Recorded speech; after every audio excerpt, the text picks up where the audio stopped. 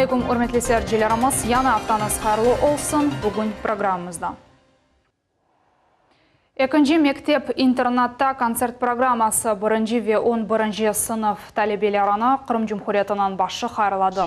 Aksionov mектеп hocaları kolay degil işini yapxanını qayt etip teşekkürler bildirdi. Bunun beraber mektepke baxşiş olarak eki çamaşır maşinasını baxşiş etti. Qrim hükümeti bu mektepnin modernizatsiyasını da devam edecek.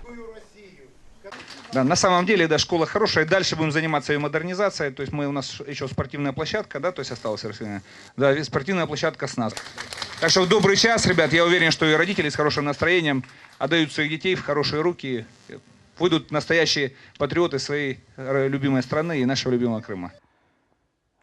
Qrim Cumhuriyeti'nin başı Sergey Aksionov, Donetsk Halk Cumhuriyeti'nin başı Aleksandr Zakharchenko elak oluvu münasibetinin matem tedbirde iştirak etti. Tedbir Solovyanenko adına Donetsk Devlet Akademik Opera ve Balet Teatrasının binasında geçti. Aleksandr Zakharchenko'nun sonku yoluna elvida etmek için Donetsk Halk Cumhuriyeti'nin çeşit türlü şehir ve rayonlar sakinleri toplaştı. Qrim vekilleri terkibinde Rusya Federasyası'nın mebusları da qo'shildi.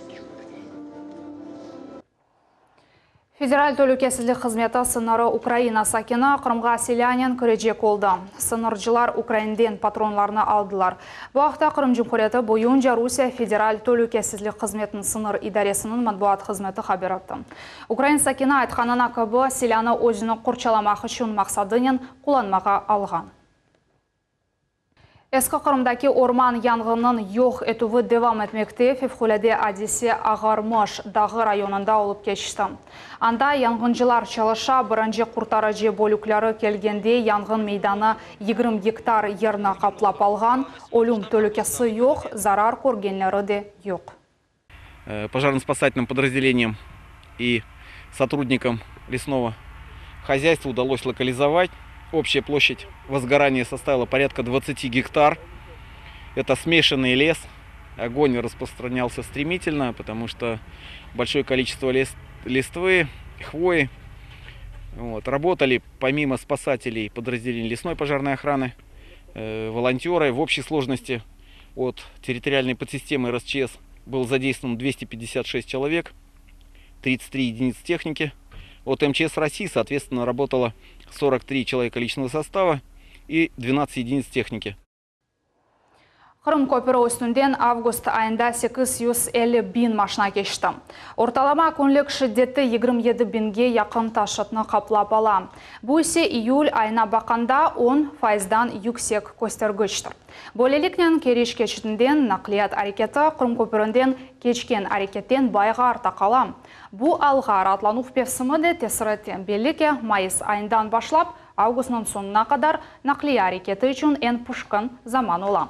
Kış mevsiminde Qrim köpründeki hareket şiddetligi iyun seviyesinde gibi saklanılacak.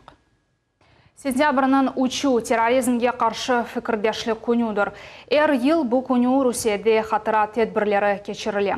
Ular 2005 senesi Şimali Osetiyada olup geçken facialı hadiseler ile bağlı.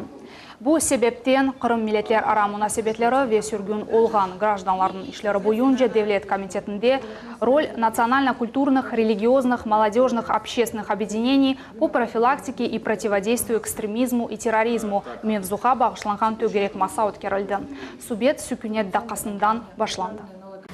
В этот день принято вспоминать жертв террористических актов, а также сотрудников правоохранительных органов, погибших при выполнении служебного долга, совершенных террористических актов, которые пострадали дети. Для всей России этот день стал днем общенациональной скорби. Qrimda ekstremizm ve terrorizm ile nasıl kurešeler, cemaatçılar ve din erbapları bu yönüşlerinin darqatılığını nasıl bozalar, hukuk korçalayıcılar nasıl neticeleri haqda haber ettiler ve terrorizm mevzusu ictimaiyalarda ne kadar aktualdır. Не все, да, молодежь знакома, что есть федеральный список экстремистских материалов, поскольку есть ответственность за размещение тех материалов, которые внесены в этот список, это админ ответственность 2029 КоАП РФ. Но в то же время, если студентам или молодой человек размещает такой материал, который уже внесен в список, и при этом он еще и выражает свое мнение по отношению к тому или иному картинке, скажем так, стиху, песне, фильму, то в этой части уже могут быть более серьезные последствия. Это уже сотрудниками правоохранительных органов проводятся проверки и возбуждаются уголовные дела. Бесланда дешетлі фажия yüz бергенінден 14 ел кешті. Терроризм или куреш бірдемлік күню Ахмежітте қатыра акциялар кешті. Тедбірде бір қач yüзден зияде инсан іштірак етті. Студентлер, оджалар ве первасыз қалмаған шер сакинлері. Атувларның давушы Вепатлав Русия Адлие университетінің территориясында ақиқи махсус операция тәшкіл олынды. Росгвардияның аз бөлігі рейнелеріні запт етілген машинадан шартлы оларақ террористлерден құртаралар. Русия спецназы женке азыр олғаныны бұтын етаздықлай.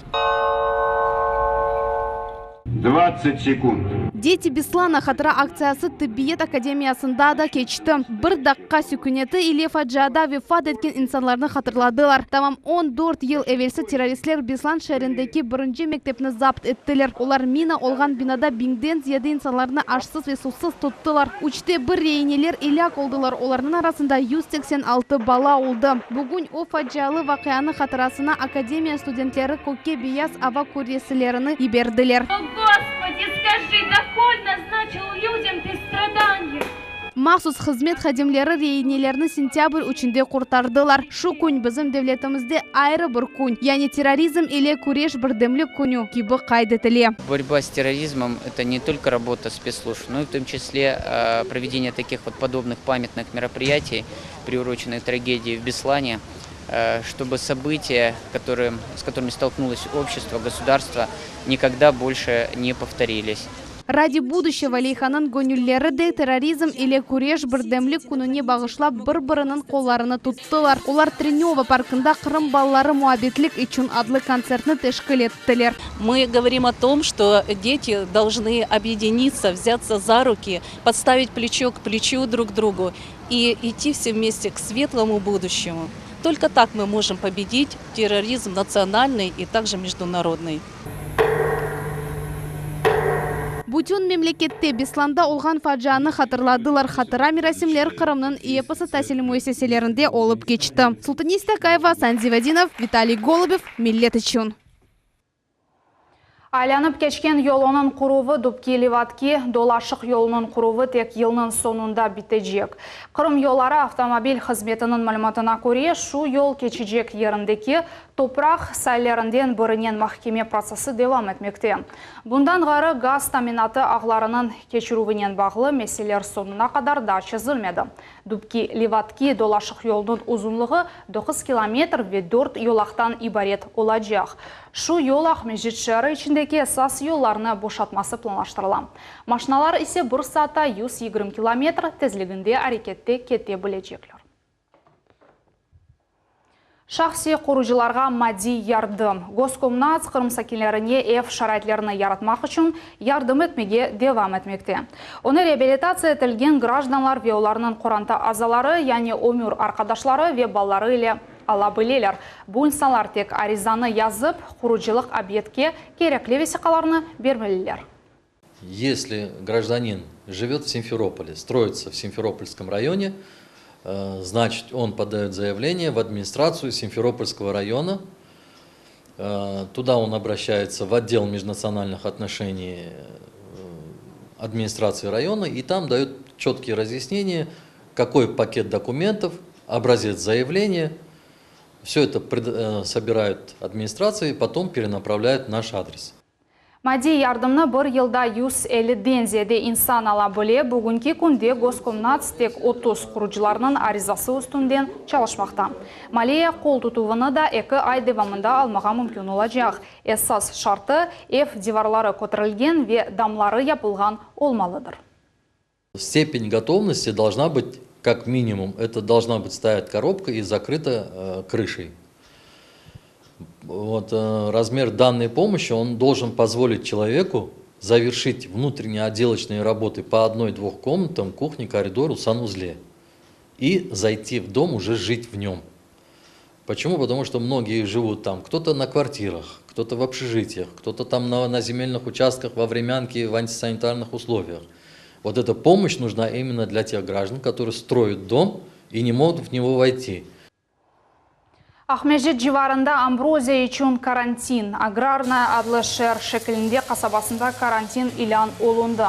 Планаштыру бақма чершвесінде Амброзия кыбы карантинлы объекті тапылды. Оларны yok etmek үшін топрақларны систематик тарзда бақмақ керек. Бұндан ғары зарар кетірген өсімлікні гербицидлерінен ішленесі тепсетілі.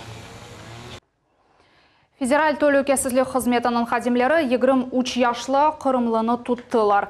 Қыз Өзбекистан сакиніне параға Русия паспортны ресмилештірмеге вады еткен. Бұлар ақында Қырым Жұмхуриеті бойынша Федераль төлөкесізлік қызметі дәресінің матбуат меркезі хабираты. Доланы жылары қыз өз қызметі үшін 150 bin рубле сұраған, ona қаршы жинайет давасы açıldı. Parlaq, renkli ve yürekten çıkan tedbir. Qırımda Çex medeniyet günleri ötkərildi. Musafirler için milli sergi ve Çex ameli sanat ustalarının işleri taqdim olundu. Bundan ғары sergiler için maxsus konsert programması nümayiş etildi. Konsert Vltava adlı Qırım medeni marifçilik Çexler cemiyetinin cemaat teşkilatı temel qoyuğuna 25 yıl toluvu münasebetinin teşkil olundu. Алушта Русия жима арабачықларда қылычылықның женкавер амелияты олып кешті. Бір ай евелсі спортшылар дүния біріншілігі бойынша ярышларны еніп, дүния кубогының бірінші деварынде лидер олдылар. Яқын келешекте мемлекетінің ең яқшы қылычылары Авропа чемпионатында иштирак етежеклер. Спортшыларының идмалары насыл өткерілгені ақында Нәжие Саева біле. Команде Чудяева физкульт, привет! Команде Шабурова физкульт, привет! Takımlarının selamlaşığı ve dostani kol tutuşular. Arabalarda kılıççılık boyunca Rusya cima takımının Kureşov alimetleri tamam böyle başlay. Bu sport çeşidi en kadimilerden biridir. Сейчас идут командные. Но это модель, модель к чемпионату Европы. Мы и по дням, и, система маятника. По дням и по часам стараемся все подвести к тому, чтобы спортсмены именно в это время были в форме, были здоровыми, и не ночью же выступать. И вот поэтому мы подводим все это к чемпионату Европы. Kureš maxsus yolçuklarda alıp barala. Erborunun uzunluğu 4 metrinin teşkil eti. Tuşuv devamında kılıççı boş kolunun kreslanı tutmak gerek. Yarışlar 3 kategoriyada alıp barala. Bir tutuşuvdan evvel sportçı tıbbi dikkattan keçi. Mütehassıslar onun fonksiyonel imkanlarını belgileyler. Bu sport çeşitli kuch ve техникадан gayrı akıl ve taktika seçiv emetli. Мне еще больше понравилось фехтовать, потому что спорт с традициями, со своими нюансами такими, историческими, там вот это вот развивалось на протяжении всего времени. Очень много вложено в этот спорт, очень сложно, и мне очень нравится. Всю жизнь можно фехтовать и всю жизнь учиться. Шпага, қылық ve рапира. Kureš silahının 3 çeşidi ile alıp barıla. Onlardan en ağır soyu bu şpaga. Onun ile rakabının vücuduna değmek gerek. Uruş 3 raundqa bölüne. Devamlığı ise 1 dakika. 15 sayı kazangan sportçı galip çıqa. Очень интересно наблюдать конкретно наши командные бои. Состав этих команд, он равный, но спортсмены разных категорий. Поэтому сама по себе команда по силе бывает равной сопернику, но при этом конкретные спортсмены между собой в определенной последовательности фехтуют.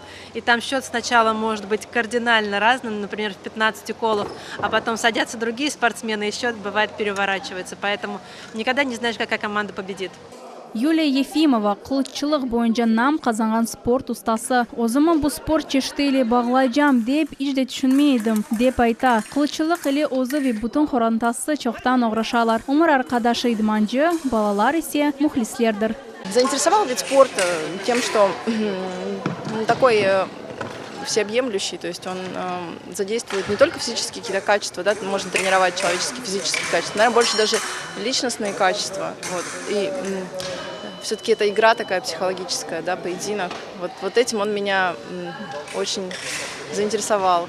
Русияде арабачықта қылычылық 2015 сенеден берлі инкишаф ете. Жима тақым яратылған күн оларақ сентябрның 3 сайла. О вақыт Елена Белкинаның рейбірлігінде бірінші идман кечті. Бүгін жима тақымның теркібінде 100-ден зияде спортчы бар. В чемпионате мира 300 человек, то есть там гораздо больше было конкуренции, и стран больше, и мы, конечно, подготовились к этому чемпионату мира и вжарили 25 медалей, завоевали 7 золотых, 7 серебряных, 11 бронзовых. Ребята были все мотивированы, блестяще совершенно, как я говорю, фехтование само мотивацию развивает, а еще когда они почувствовали вкус победы, они стали с этой победой дружить, понимаете, уже никто не хочет завоевать даже второго места, все хотят только первое. Паралимпик спортчыларны умурге ве спортқа севгі бірлештіре. Олар эркон идманлар кечірелер. Бұл спортчы шыты оларны яны мақсатларға ерішмек үшін илхам бере. Наджи Исаева, Эрвин Эмиралиев, Миллет телеканалы. Ахмежетте шайыр ветерджиман Юлдус ile ijedi akşam olup geçti. Tedbir İsmail Gasprinski adına Kırım Tatar kitaphanesinde ötkürüldü. Şairi o'zining yanı eserlerini taqdim etdi. Ularning arasında elmas çıkları gazetteleridir. Şarq ve G'arb edebi analilerinin nağmeleri Venera Ryabchikovning ijodina esas yerini tutmakta. Şairi Kırım Tatar ve Özbek tilinden beli edebiyatçılarının eserlerini tecrübe etti. Bundan g'ari o teatral tenqidchi olarak bellidir. Я в основном, наверное, пишу о любви. Ну, как любая женщина, я пишу о любви. Но я пишу в восточном стиле. Алмазные росы лета. Ну, вот вы сами, наверное, обратили внимание, что даже в названии, да, чувствуется восток, правда? Но лето прошло. Вот мы сегодня будем говорить о том, как оно было, это лето прекрасно. И следующая пора, осень, она не менее прекрасна, чем лето. То есть сегодня я буду читать стихотворения, новые стихотворения и новые переводы. Қырымда Невбетеки футбол уикенді кешті. Бақшысаралы Қызылташ футбол тақымы Керич океанына қаршы чықып, мұйым көчме ғалібіні қазанды. Матч қиын, дұйғылы ве yol бермеген олды. Ама қызыл биязлылар Керичте Қырымның ең яқшы футбол тақымларından бірі олғанына избатладылар.